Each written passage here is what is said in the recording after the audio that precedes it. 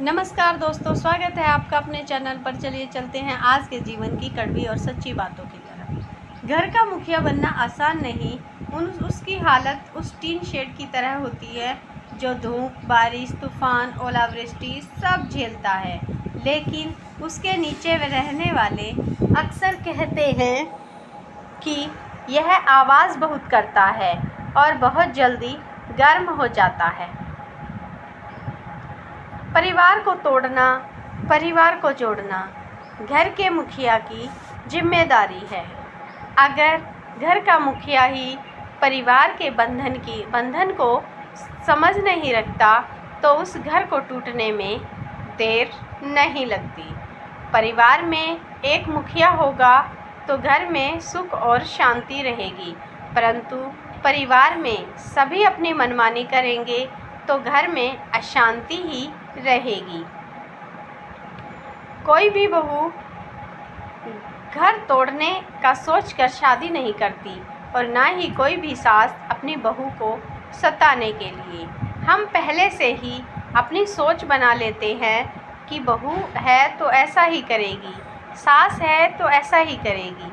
इसी गलतफहमी की वजह से बहुत सी बातें सच और रिश्ते खराब हो जाते हैं। किसी की बेटी को इतनी ही तकलीफ़ दो जितना तुम अपनी बेटी के लिए सह सको, वरना दुनिया गोल क्यों है, रिश्तों का एहसास खुदा तुम्हें समझा देगा। पता है ऊपर वाला बेटी क्यों देता है, ताकि तुम भी वैसा दुख महसूस कर सको जैसा तुम किसी और की बेटी को देते हो। बुरा उतना ही करो कि जब खुद पर आए तो बर्दाश्त कर सको। दूसरे घर की आई लड़की की तेज़ और ऊंची आवाज़ सबको चुभ जाती है। अगर सही को सही, गलत को गलत कहें तो वो उस घर के हर सदस्य को चुभती है, क्योंकि वो उनकी गलत बातों का विरोध करती हैं।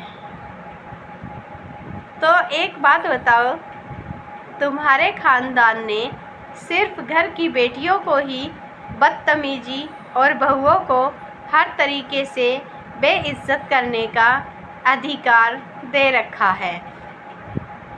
उस घर के माँ बाप के कारण ही अक्सर नंद भाभी में नहीं जमती, क्योंकि जब बेटी बहू को कुछ गलत बोल दे रही होती है तो उस ससुराल के सब सदस्य एक ही तरफ से बोलते हैं और वो तरफ होता है बेटी। मानो या न मानो, कई घरों की ये सच्चाई है। सास अपने घर की एक बहू से कहती है, इतने साल हो गए शादी को, लेकिन इसे अपना घर क्यों नहीं समझ पाई। बहू बोली, आपने मुझे अपना घर कभी माना ही नहीं। घर के सारे काम वक्त आने पे तो मुझसे कराए जाते हैं, लेकिन जब बात घर के अहम फैसले लेने पर आई तो आप छोटी बहू को साथ लेकर सब जगह गई और कमरा बंद कर लेते और मुझे बाहर चाय और खाना बनाने को कह देते। दूसरों के मामले में दखल अंदाजी करना एक बेवकूफ़ी भरा कदम है। ऐसा करने वाले लोग अक्सर बदनाम हो जाते हैं। सास दो प्रकार की होती है, एक बहू की और एक दामाद की। जितना सम्मान और प्यार दामाद को मिलता है उतना बहू को क्यों नहीं मिलता, जबकि दामाद तो आकर 4 दिन रहकर सेवा करवा कर चला जाता है, पर बहू तो हमेशा आपके घर में रहकर आपकी सेवा करती है। अगर दामाद आपकी बेटी को खुश रखता है तो बहू भी तो आपके बेटे को खुश रखती है। फिर यह भेदभाव क्यों? संयुक्त परिवार सिर्फ तब ही खुशहाल परिवार बनकर रह सकता है जब वहाँ का मुखिया समझदार हो, जहाँ सबको समान रूप से दिया जाता हो।